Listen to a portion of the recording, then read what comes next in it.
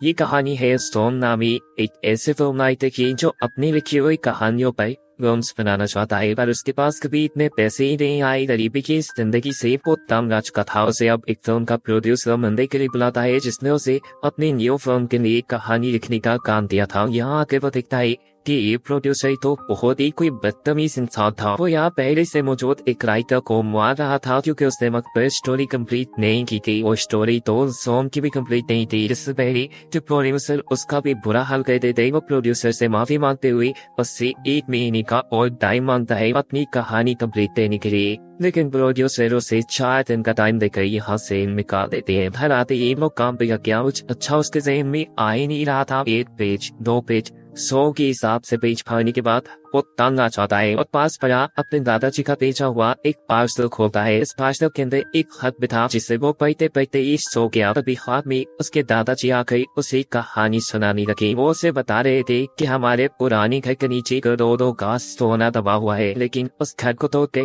वहाँ जेल बना दी गई है। सोना ठीक कोई के पास दबा था। ये सारी कहानी सुनते ही जोन को होश आ गया। होश में आते ही जब उसने दादाजी का पार्सल देखा तो उसमें उस घर का नक्शा था जो सच में जेल के नक्शे से मिल रहा था। यानी ख्वाब में जो कुछ उसने देखा, जो कुछ उसके दादा ने बताया, वो झूठ नहीं था। यानी जोन की तो एक बड़ी लॉटरी लग गई थी। अब तो वो दिनों में अमीर हो जाता। लेकिन मसला ये था कि सोनी को हासिल करने के लिए उसे जेल जाना पड़ता। बुरे काम तो कभी उसने किए नहीं थे।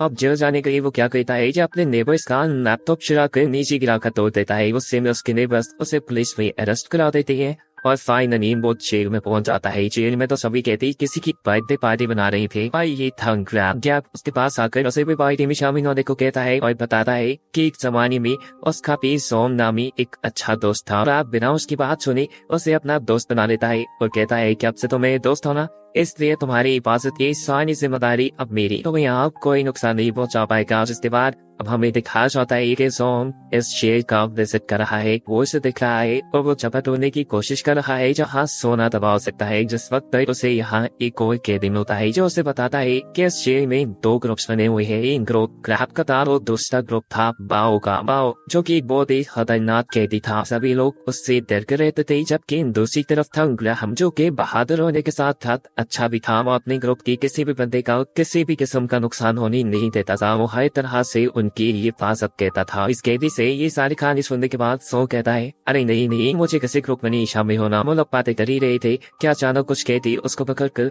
बाओ के सामने ले आते हैं। यह सब में बाओ के ग्रुप के लोग थे जो उसे टॉर्चर करते हैं, कभी उसे मारते हैं तो कभी उसका मुंह पानी में डुबाते हैं। और ये सारी काम वो असली तरह देकर जोन बाओ का ग्रुप ज्वाइन कर ले। जोन के साथ साथ यहाँ इस सभी के 3 और से तंग आकर उनके ग्रुप में शामिल होने का फैसला कर लेते हैं। अब बाओ के ग्रुप का रोल था कि जो भी नया बंदा उनके ग्रुप में एंटर होता उसे बाओ ही थूकी हुई चाय पीनी पड़ती थी। सारी कैदियों से तरह धमका कर ये काम करवाया जाता है और जब बाओ की वो गंदी थूक वाली चाय पीने का टाइम आता है तो अचानक कोई इसने हाथ से कप गिरा देता है और कोई नहीं था बल्कि ग्रैब था। वो बाओ से कहता है जोन मेरे ग्रुप का बंदा है, क्योंकि वो मेरे रूम में रहता है इसलिए आज से तो उसके ऊपर कोई जबरदस्ती नहीं कर सकते। ग्रैब और ग्रैब के दो जोन को अभी हाथ से लेकर चले जाते हैं और जोन के उसके हाथ से निकल जाने की वजह से बाओ को हार जाता है गुस्सा, जिसका बदला वो अगले दिन उसके खाने में कॉकरोच मिला कर लेता है और जबरदस्ती उसे वो खाना खाने पर मजबूर करता है। जो सारा तमाशा ग्रैब देख चुका था और इसीलिए इन दोनों ग्रुप्स में लड़ाई शुरू हो जाती है। खैर ये लड़ाई तो खत्म हुई नहीं। अगले दिन हमने देखा जोन को जेल की साफ सफाई का काम मिला है। उसने मौके का फायदा उठाया और काम करते हुए उस पुराने कुएं की तलाश में लग गया जिसके आसपास सोना दफन था। उसकी ड्यूटी भी खत्म होने वाली थी। सफाई करते करते वो लाइब्रेरी में पहुंचा जहाँ वो भी कुएं का पता चलाने की कोशिश भी था। अचानक पीछे से बाओ और बाओ के लोग आ जाते हैं जो उसे पकड़कर मारना शुरू कर चुके थे। मार कर वो उसका बुरा हाल कर देती है और अगले सीन में दिखाया जाता है कि ग्रैब यानी जोन का दोस्त जोन के लिए काफी परेशान है, जो कि वो ड्यूटी खत्म होने के बाद भी अपने साइड में वापस नहीं आया। उसे यकीन था कि सबके पीछे जरूर बाओ का ही हाथ होगा। वो बाओ के पास जाके बस से जोन को पूछता है। जवाब में बाओ कहते हैं, अरे जी तुम्हारा दोस्त ही मिल रहा है, बता तो सकता हूँ कि वो कहाँ है। तो मेरी शर्ट माननी पड़ेगी, तुम्हें मेरी थोकी हुई चाय पीनी पड़ेगी। ग्रैब जिस जोन की बहुत ज्यादा फिक्र थी ना चाहते हुए उसे बाओ की बात माननी पड़ती है। उसके बाद बाओ के लोग उसे बताते हैं कि जोन कचरे के डब्बे में है। वो के टैप और उसके सभी साथी जैसे कचरे के बॉक्स के पास जाते हैं तो जोन को अंदर बंद मिलता है। उसके मुंह को एक प्लास्टिक क्रैब से बंद किया गया था, जिसकी वजह से वो कुछ ही देर में मर जाता। पर शुक्र है कि हाँ क्रैब आ गया और अपने दोस्त के साथ होने वाली ज्यादती और अपनी बेइज्जती का बदला अब बाओ सिंह लेने का फैसला करता है और इस बात के लिए अब जोंग विद्यार है। इसलिए नहीं कि बाओ ने उसे मारा तो उसने कोई बाओ के साथ दुश्मनी बना ली, भाई कि उसका तो सारा फोकस अपने मिशन पे यानी सोने को हासिल करने पे है। वो सोच रहा था कि अगर इन दोनों ग्रुप्स की लड़ाई हुई तो उसे अच्छा खासा वक्त मिल जाएगा यहाँ जेल के अंदर सोने की जगह ढूंढने का। आर्य सिंह में दोनों ग्रुप से लड़ाई हो जाती है, सभी आपस में लड़ रहे थे। गार्ड्स इनको बचाने की कोशिश में लग जाता और मौका पाते ही सिक्योरिटी गार्ड से जोंग स्टोर की चाबी चुराते हुए स्टोर की तरफ बढ़ता है और इससे पहले कि वो स्टोर को खोल पाता पीछे से माओ और उसके आदमी आकर उसकी खूब फेंटी लुकाते हैं। लड़ाई के की वजह से अब क्रैब जोंग और बाओ को सबसे अलग जेल में बंद कर दिया गया था, जहाँ रहते हुए जोंग अपना मकसद पूरा नहीं कर सकता था। उससे में यहाँ जोंग आपसे कहता है कि यार बस करो, मुझे तुम्हारी मदद की जरूरत है, तुम मेरे लिए नहीं लड़ा करो, मैं अपनी हिफाजत खुद कर सकता हूँ। जब से तुम मेरी जिंदगी में आए हो मेरी जिंदगी मुश्किल हो गई है। इस सारी बातें क्रैब को उदास कर गई थी। वो तो जोंग को अपना दोस्त मानता था। वो जोंग को अपनी कहानी सुनाता है कि क्यों वो जोंग की हमेशा इतनी केयर करता है। उसका जो पुराना जोंग नामी दोस्त था उसने क्रैब को गैंगस्टर्स से बचाने के लिए अपनी जान देती थी। क्रैब को जोंग के अंदर उसका पुराना दोस्त नजर आता था। वो बताता है कि उसकी महीने की बाद ने उस दिन से कसम खा ली कि जैसे मेरे दोस्त ने मेरी जान बचाई है ऐसे ही हमेशा मैं अपने साथियों का ख्याल रखूंगा, बस इसीलिए मैं तुम्हारी मदद करता हूँ। क्रैब की ये सारी कहानी सुनकर जोंग भी इमोशनल हो चुका था और अब वो उसके पास आकर उसे अपने जेल में आने का असल मकसद समझाता है। जोंग उसे बता देता है कि वो यहाँ अपने बेसमेंट पे से अपनी फैमिली का सोना चुराने के लिए आया है। क्रैब ने भी अब फैसला कर लिया था कि वो जोंग की उसके मिशन में मदद करेगा और इसने बदले उसे जोंग से सोने का कोई हिस्सा नहीं चाहिए। इन लोगों ने अब सोना चुराने के लिए एक प्रॉपर प्लान बनाया। सबसे पहले इन्हें स्टोर रूम में जाना था, जहाँ की गाय की गर्दन के ऊपर ये लोग एक अजीब सा डायमीटर छिड़क देते हैं, जिससे उसकी गर्दन भी एलर्जी हो जाती है। उसे इमरजेंसी में मेडिकल रूम ले जाया जाता है और पीछे से मौका पाते ही क्रैब उसका यूनिफॉर्म चुरा लेता है। जोंग उस यूनिफॉर्म को पहनकर स्टोर रूम के अंदर जाता है, जहां उसे चीन का एक नया नक्शा मिला, जिसके मुताबिक वो पुराना कुआं जिसके आसपास सोना दफन था वो अब लॉन्ड्री रूम में था। ये लोग जैसे तैसे कहकर लॉन्ड्री रूम तक पहुंचे और नक्शे के मुताबिक जहाँ कुआं होना चाहिए था वहां उन्हें एक दीवार नजर आई। इन्हें यकीन था कि इस दीवार को तोड़ने पे और ये पीछे कुआं मिल जाएगा। वो इस दीवार को तोड़ देते हैं, जिसके पीछे सच में इन्हें बहुत ही खतरनाक और खौफनाक सा एरिया नजर आता है। गिरो बड़ी सिलाई लेकर इसके अंदर घुस जाते हैं, लेकिन याद हो दे कोई कुआं या कोई सोना नहीं मिलता। नाकाम उदास अब ये लोग वापस आने वाले थे, तभी यहाँ पर अचानक क्रैब को एक लकड़ी नजर आती है। वो वैसे ही टाइम पास के लिए इस लकड़ी को उठा लेता है और इस लकड़ी को उठाते ही वहाँ पे एक अलमारी खुल जाती है, जिसके अंदर कई सोने की बार्स थी, जिनकी कीमत $500 करोड़ से भी ज्यादा हो सकती थी। देखकर तो जोंग की आंखें खुली की खुली रह गई। जोंग ने सबसे पहले इनके अंदर से कुछ बार क्रैब को दिए, लेकिन क्रैब कहता है कि मेरा इस सोने पे कोई हक नहीं, ये तुम्हारा सोना है और तुम इसे लेकर जाओगे। लो अब सारे सोने को एक कपड़े में छुपा लेते हैं और लॉन्ड्री रूम में रखे हुए कपड़ों के साथ लेकर बाहर आ जाते हैं। ये लोग जानते थे कि लॉन्ड्री हुए कपड़े माई सारी को जेल से बाहर जाएंगे और ये वही दिन था जिस दिन जोंग को भी जेल से रिहाई मिली थी। इनका प्लान तकरीबन कामयाब ही होने वाला था और जोंग इस चीज को लेकर बहुत खुश था। वो क्रैब को बताता है कि अब वो अपना सारा कर्ज उठा के फाइनली अपना सपना पूरा कर सकता है, यानी वो अब एक प्रोड्यूसर बनकर फिल्म्स बना सकता है।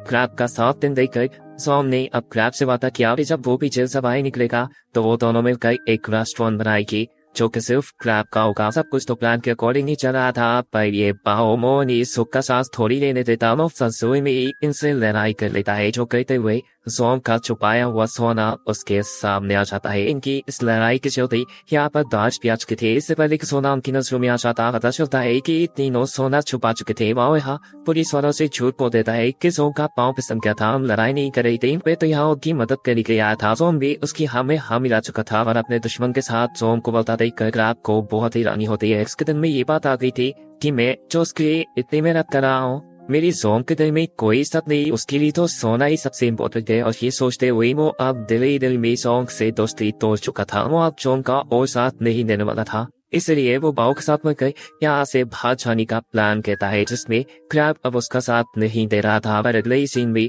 जब क्रैब को मालूम होता है कि उसकी बेटी बहुत ज्यादा बीमार है, इतनी कि उसे सर्जरी करनी पड़ेगी, इसलिए वो ना चाहते हुए भी अब जोंग का साथ चाहता था। उसे जोंग का सोना नहीं चाहिए था। वो बस जोंग के साथ उनके प्लान में मिल गए। यहाँ जेल से भागकर अपनी बेटे के पास जाना चाहता था। फिर उन्होंने आज से 2 हफ्ते बाद जेल में होने वाली एक पार्टी में सबको चकमा देकर जेल की एक पुरानी सुरंग से यहाँ से बाहर निकलने का प्लान बनाया। प्लान तो अच्छा था, लेकिन एक नई प्रॉब्लम थी। जोंग जो कि 22 तारीख को छूटने वाला था, वो कैसे अपना सोना लेकर यहाँ से बाहर जाता। उसे सोने को अपने साथ ले जाने के लिए बाओ के साथ प्लान के अकॉर्डिंग चलना था। अब अपने प्लान के मुताबिक चलने के लिए जोंग और बाओ दोनों मिलकर लड़ाई करते हैं। लड़ाई के चलते जोंग को कुछ और दिन की सजा हो जाती है और ये लोग अपने प्लान के ऊपर काम करना शुरू कर देते हैं। आईटी के दिन भी करीब आ गए थे। इन्होंने क्लोरीन गैस से गुब्बारे फुलाई, जिसके अंदर ये लोग आग लगा कर सब लोगों को डाइवर्ट कर सकते थे। जिस वक्त यहाँ पर इंस्पेक्टर अपनी स्पीच कर रहे थे, तभी जोंग और बाओ ने सभी गुब्बारों में किसी बम की तरह आग लगा दी। मौके का फायदा उठाते हुए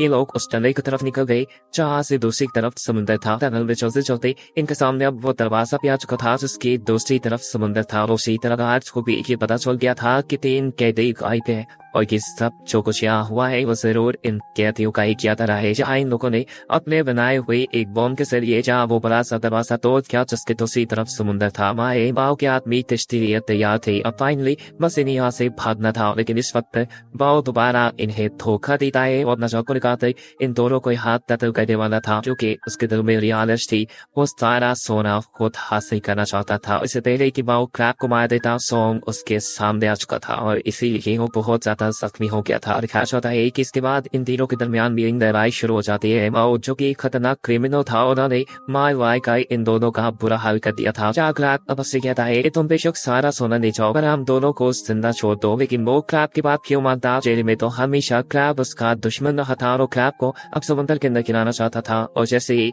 वो क्रैब को गिराता है, पर वक्त रहते ही क्रैब एक रस्सी को पकड़ लेता है जिसका दूसरा सिरा जोंग के हाथ में था। इस वक्त क्रैब की जान जोंग के हाथ में थी। या जोंग को वो सारे लम्हे याद आते हैं जब क्रैब ने उसकी मदद की थी, एक सच्चे दोस्त की तरह उसका साथ दिया था और अब वो क्रैब का साथ नहीं छोड़ने वाला था। क्रैब के ठीक सामने बाओ भी खड़ा था, अपने एक हाथ से रस्सी को पकड़े हुए। क्रैब उसे चकमा देते हुए जल्दी से पानी में गिरा देता है और दूसरी तरफ जोंग अपना पूरा जोर लगाते हुए अपने दोस्त क्रैब को समुद्र में गिरने से बचा लेता है। बाओ तो मारा जा चुका था और इनके सेफली जेल में वापिस आते ही जहाँ सिक्योरिटी आज भी उन्हें ढूंढते हुए आ चुके थे, जिन्हें देखकर ये दोनों अपने आप को शराफत से उनके हवाले कर देते हैं। जैसे भागने की कोशिश की वजह से इनके सजा थोड़ी बढ़ाई तो जाती है, लेकिन कहानी के आखिर में एक अच्छी चीज हमें बताई जाती है कि क्रैब जिस वजह से इस जेल से भागने जा रहा था वो वजह खत्म हो चुकी थी, यानी उसकी बेटी का इलाज अच्छे से हो गया था। और दूसरी तरफ जो सारा सोना के लोग यहाँ से लेकर भागने वाले थे, गवर्नमेंट उस सोने के बारे का पता चलाते हुए ये ऐलान करती है कि ये सोना जोंग के ग्रैंडपा का था और क्योंकि अब वो इस दुनिया में नहीं रही, इसीलिए सोने का असल हकदार सिर्फ जोंग ही है। उसका अब अमीर होने का सपना पूरा हो गया। वो जैसे चाहता था अब वो वैसे जिंदगी गुजार रहा है। वो एक प्रोड्यूसर बन चुका है और अपनी लिखी हुई कहानियां अपनी तरीके से फिल्म करता है। उसने अपने सबसे अच्छे दोस्त क्रैब के साथ मिलकर रेस्टोरेंट भी बनाया है और यही सब बताते हुए ही कहानी यहाँ खत्म हो जाती है।